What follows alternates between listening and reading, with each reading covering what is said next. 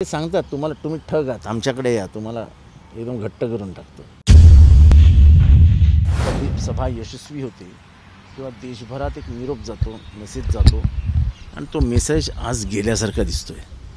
कारण का सगळ्यांनी बोलताना एकच सांगितलं की देशामध्ये वाढत चाललेला संविधानावरचा हल्ला आणि लोकशाही नष्ट करण्यासाठी टाकत चाललेली पावलं ही या देशासाठी धोकादायक आहेत आणि देश वाचवायचा असेल तर आपल्याला काहीतरी बदल घडवून आणावं लागेल. आणि एक सुरात न ठरवता प्रत्येकाने ह्याच विषयाच्या अँगलने भाषण केलं. पण एकीकडे देश वाचवण्याच्या आणाभाकात सुरू आहे सगळ्या नेत्यांच्या, मात्र तिकडे जागा वाटप अजून ते असं जागा वाटप आणि ह्या इथली रॅली याचा काही संबंध येत नाही. जागा वाटप हे शेवटी प्रत्येक पक्ष सर्वात शेवटपर्यंत मला मिळेल का या आशेवरती असतंच. ही रॅली होण्यापूर्वी भाजपने एक पोस्टर जारी केलं सर, आणि ते ठगो का मेला असं म्हटलंय त्यात.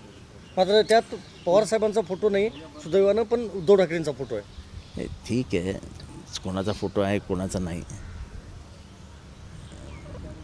त्यांना त्या अख्खा भारतातले सगळेच राजकारणी ठग वाटतात. आणि तो ठग तिथे गेला की एकदम वॉशिंग पावडर निर्मा. त्याच्यामध्ये काय त्यांना म्हणजे ते सांगतात तुम्हाला, तुम्ही ठग आहात, आमच्याकडे या, तुम्हाला एकदम घट्ट करून टाकतो. प्रणिती शिंदेंनी आज एक स्टेटमेंट केलं आहे. त्यांचं म्हणणं असं आहे, त्यांचा दावा असा आहे की पुलवामा हल्ला 2019ला घडून आणण्यात आला, भाजप निवडून येण्यासाठी काही करते. त्या बोलल्या आहेत, त्यांच्याकडे काही ठोस माहिती असेल म्हणून बोलल्या असतील. पण एक गोष्ट खरी आहे की 2014 नंतर राजकारणाची गणितच बदलली आहेत. पूर्वी निवडणुका यायच्या तेव्हा महिनाभर आधी, दीड महिनाभर आधी राजकारण व्हायचं.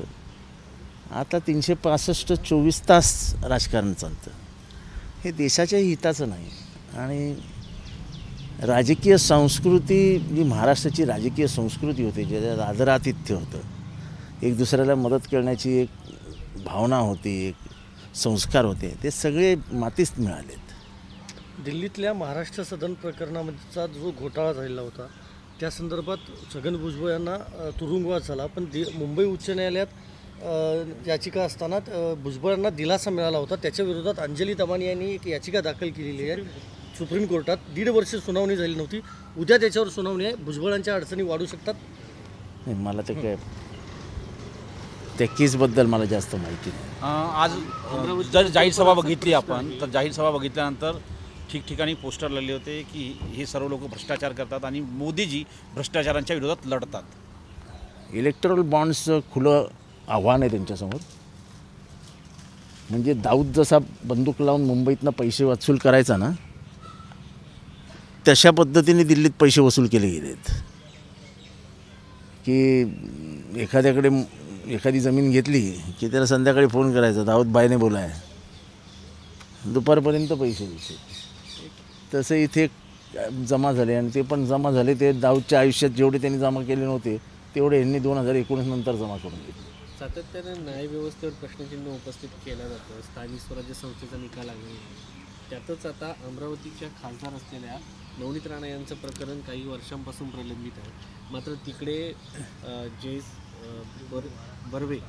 जयश्री बर्वे, रेश्मा बर्वे, त्यांचा प्रश्न मोठा आहे आणि त्यांचं तात्काळ रद्द करण्यात आलं. नाही, असं आहे की यंत्रणा कशा वापरायच्या, पुढच्या येणाऱ्या 2024ला बदल झाल्यास त्या सत्ताधाऱ्यांनी भाजपच्या मंत्र्यांकडनं आणि भाजपचे की जे काही सदस्य आहेत गव्हर्नमेंटमध्ये ॲक्टिव्ह, त्यांच्याकडनं ट्युशन घेतली पाहिजे. कारण का काँग्रेसच्या रक्तामध्ये हे सगळं नाही आहे. म्हणजे त्याला कर्टनेस लागतो, तो कर्टनेस नाही आहे काँग्रेसमध्ये. सगळ्यांनाच मदत करायची, सगळ्यांनाच आपल्याबरोबर घेऊन जायचं होतं. विरोधक असेल तरी त्याला मदत करायची, असं सगळं असतं काँग्रेसमध्ये. इथे सारा सुप्रियाताईंनी म्हटलेलं की सुनेत्राताई आईसारख्या आहेत, त्यावर प्रसाद लाड म्हटले, जर तसं असेल तर मग तुम्ही आईच्या विरोधात उमेदवार कशाला देताय? असं आहे की नातेसंबंध जपणं हे सुप्रियाताई नेहमीच करत असतात. आईनी पोरीविरुद्ध उभं राहायचं नव्हतं ना. पोरगी 3 वेळा खासदार आहे ना, पोरीने आपले पाय रोवलेत ना.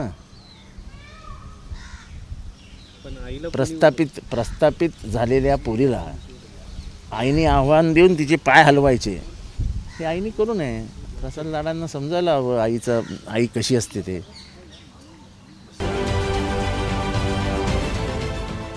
देश विदेशातील प्रत्येक घडामोडींचे लाईव्ह अपडेट मिळवण्यासाठी आता साम टीव्हीच्या सर्व सोशल मीडिया प्लॅटफॉर्मला लाईक, फॉलो आणि सबस्क्राईब करा. तसंच सर्व नोटिफिकेशनसाठी बेल आयकॉन प्रेस करायला विसरू नका.